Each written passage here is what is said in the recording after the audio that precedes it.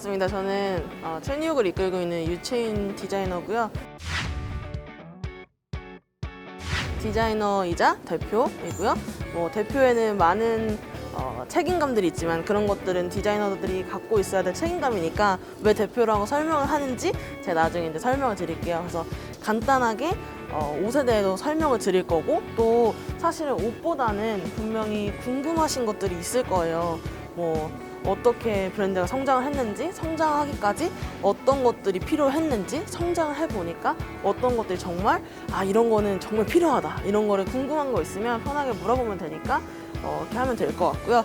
그러니까 저희 브랜드 같은 경우에는 이제 국내에서 시작을 한 게 아니라 해외에서 역진출을 한 브랜드예요. 근데 어쨌든 저 역시 한국인이고 국내에서 많은 과정들을 거쳐서 해외에서 공부를 하고 활동하면서 한 거기 때문에 아무튼 도움이 최대한 될 수 있게끔 제가 많이 멘토를 해볼게요.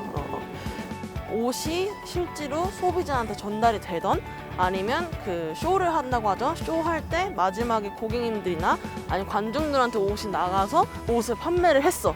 이렇다고 하더라도 그거를 내가 홍보를 하고 사람들한테 알려야지 그 사람들이 나한테 관심이 있는 거잖아요. 그래서 그런 모든 프로세스가 정말 어떻게 보면 어려운 프로세스라고 저는 생각을 해요. 그리고 또 동대문 시장 많이 나가보셨죠? 거기도 얼마나 치열해요. 막 이제 학생들이 가면 스와치도 안 줄 때도 많고 이런 어려움들이 참 많을 텐데, 그런 것들을 다 겪는 것들이 어떻게 보면은 나를 만드는 어떤 하나하나의 그런 스텝들이 되지 않을까라는 생각이 들거든요.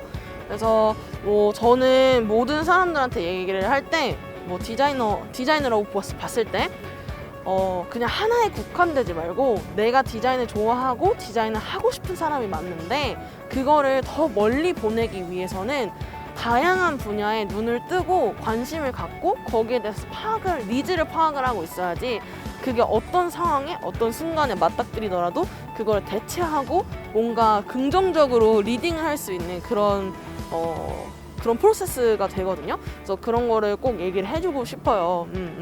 그리고 제가 지금 말을 많이 하는 것보다는 궁금한 것들이 많을 것 같으니까 궁금한 거를 저한테 질문을 해주시면 제가 하나하나까지는 아니지만 그래도 답변을 좀 해드리는 게 좋지 않을까 싶은데, 궁금하시거나 그런 것들 있으면 편하게 물어봐 주세요. 어떻게 돌아가면서 얘기를 할까요? 아니면 자율적으로? 되게 브랜드들이 많이 나와 있잖아요. 맞아요. 네네네. 되게 많이 생기고 있다고 생각을 해요, 저는. 근데 그럼에도 약간 브랜드를 내시면서 제일 사전적으로 생각하셨던 점은 뭔지. 내가 이 디자인을 할 때, 아니면 내가 내 브랜드를 운영할 때 신념을 갖고 있는 게 제일 중요하거든요. 그게 지금 질문한 거랑 같은 걸 거예요. 저는 브랜드를 운영을 하거나 아니면 이 디자이너로서 활동을 할 때 제일 좋은 건 고객님들한테 옷이 전달이 됐을 때 여기에 대한 원단, 봉제, 그리고 만족도, 이 세 가지를 가장 중점적으로 해요. 그리고 거기다가 그거를 홍보할 수 있는 능력, 홍보해서 저는 지금 여기 매장에 가봤지만 매장에 직접 나가기도 해요. 오늘은 이렇게 여러분들을 만나려고 제가 왔지만 주말 같은 경우에는 이렇게 생각했어요. 내가 디자이너인데 거기만큼 나는 가오도 있고 고객님들을 상대하고 하는 게 난 좀 별론데? 라고 생각하지만 실질적으로 현장에 나와서 나는 이런 구도와 각도를 가지고 이 옷을 디자인을 했는데 고객님들이 입었을 때 어떤 게 불편하구나, 어떤 거에 만족도를 느끼고 있구나 라는 니즈를 파악을 해야 되거든요. 그래서 그런 거에 저는 가장 중요하게 생각을 해요. 대답이 됐나? 뉴욕에 있는 파슨스에 이제 한 6개월 준비를 해서 붙게 됐어요. 그래서 거기서 공부를 하면서 사실은 쉽지는 않았어요. 원래 내가 파인아트, 뭐라고 하죠? 한국에서 입시 미술을 전공하는 사람들도 아니었는데 파슨스에 갔는데 너무너무 잘하는 애들이 많은 거예요. 그러면 저는 생각했죠. 내가 가진 게 뭔가? 내가 가진 거는 스타일을 잘할 수 있다는 거, 그리고 색깔에 대한 감이 좋다는 거, 그러니까 나에 대한 장점을 찾았어요. 그리고 여기서 또 어떤 게 있을까? 나는 비즈니스를 좀 잘하는 것 같아. 말을 잘하는 것 같아. 사람들 만나는 걸 좋아해. 이런 것들을 이제 접목을 시키기 시작했어요. 그래서 방학 때 한국에 나오면 소잉 미싱 하는 것도 맨날 3개월 6개월 계속 수업을 들었고, 그리고 패턴, 내가 디자인을 하는데 물론 내가 패턴실에 가서 의뢰를 할 거지만 내가 거기에 패턴을 뭐를 바꿔달라고 알아야지만 바꿔달라고 얘기를 하잖아요. 실질적으로 패턴실에 가본 사람들은 느낄 거예요. 패턴사들의 어떤 뭐랄까 자기만의 주장이 있고 디자이너들은 또 디자이너만의 주장이 있잖아요. 부딪혀요. 근데 그거를 현명하게 겪어내기 위해서는 패턴에 대해서 알고 있어서 뭔가 설명을 해서 아 이거는 이렇게 해보시면 어때요? 라는 걸 그런 역할을 해야 하기 때문에 이제 패턴 공부도 열심히 했고 그리고 뭐 다른 뭐 지금처럼 여러분처럼 콘테스트 뭐 내가 내 두각을 나타내기 위해서 나를 내 스스로가 인정을 해야 되고 다른 사람도 인정을 해야 하기 때문에 그런 것들을 많이 이제 노력을 했죠. 근데 그렇게 해서 패션을 학교를 다닐 때 교수들하고 너무 부딪히는 거예요. 나는 화려한 옷이 좋은데 이브닝 웨어가 좋은데 그렇다고 내가 막 드레스 가운을 하고 싶은 건 아니야. 근데 화려한 옷이 좋고 아 이 옷들이 셀럽들이 입었을 때 너무너무 이쁠 것 같은 거야. 이런 생각을 하는데 학교에서는 너는 왜 그렇게 해? 너 이거 아니야. 이거는 차라리 아방가르드하게 하던지 아니면 좀 더 정말 판매할 수 있는 그런 옷을 만들던지 딱 국한을 지어줬어요. 그래서 정말 많이 트러블이 있어 선생님들한테. 근데 어쨌든 내가 점수를 잘 받아야 되잖아요. 그래서 되게 열심히 했어요. 뭐 이제 맞춰가면서. 그리고 이제 제가 4학년 졸작을 할 때 너무 힘이 든 거예요. 왜냐면 졸작 준비 다들 해봤나요? 해봤죠. 그래서 졸작을 하면 밤도 새고 시장 나가서 시장에 치이고 정말 막 그런 것들 있잖아요. 근데 일단은 내가 원하는 걸 해보자. 근데 학교에서는 너는 왜 이렇게 해? 라고 했지만 너무너무 힘들었어요. 저는 그래서 패션을 하지 말아야겠다. 그리고 주변에도 나의 선배들이 있잖아요. 근데 그 선배들이 졸업을 했는데 어떤 큰 두각을 못 나타내는 거예요. 그래도 나름 미국에서 인정받는 학교에 나와서 국내에서 활동하든 미국에서 활동하든 활동을 하는데 뭐 그렇게 나의 어떤 우상 아니면 멘토 이렇게 잡고 갈 분도 없었고 이러다 보니까 그러면 내가 이거를 결정해야겠다. 패션을 하든지 말든지. 근데 평가해 줄 길이 없잖아요.